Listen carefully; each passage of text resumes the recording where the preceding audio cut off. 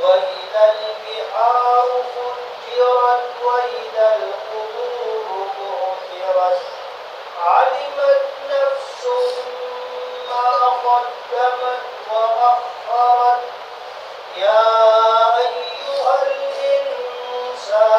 ما غرك بربك الكريم الذي خلقك فسواك فعدلك في أي صورة ما شاء ركبك كلا بل تكذبون بالدين وإن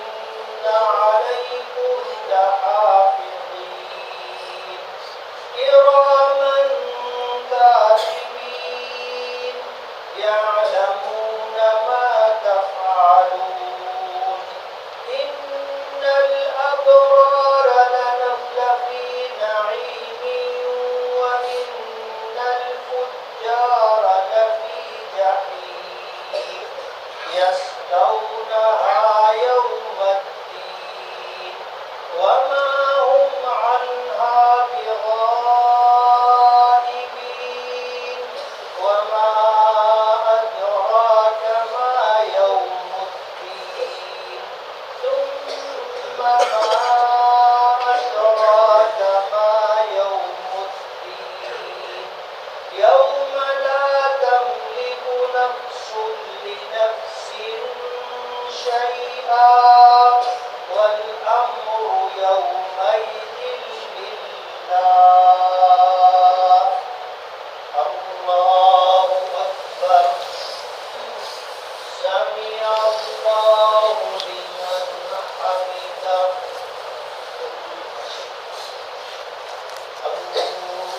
الله أكبر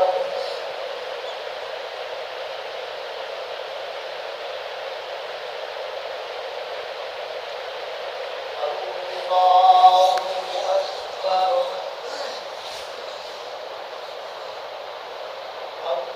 الله أكبر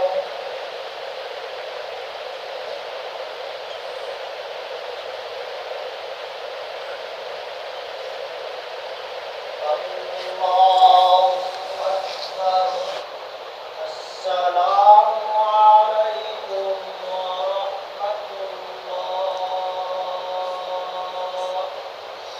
السلام عليكم ورحمة الله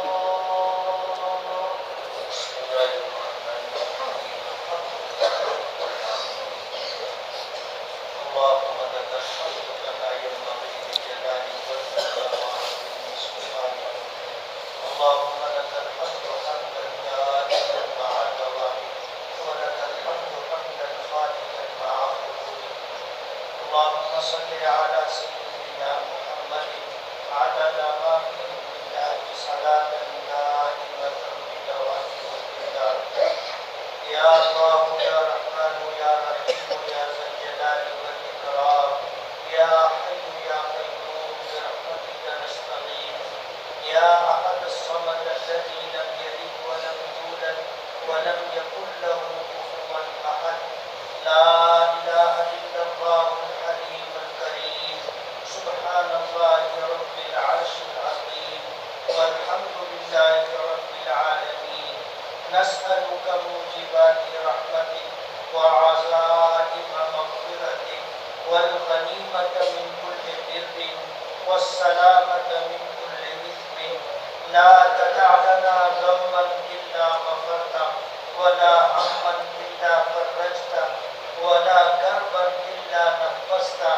ولا دينا إلا أديته ولا مريضا إلا شفيته ولا ميتا إلا رحمته ولا مظلوما إلا نصرته ولا مسافرا إلا عافيته ولا حاجة من حوائج الدنيا والآخرة إلا قضيتها يا أرحم الراحمين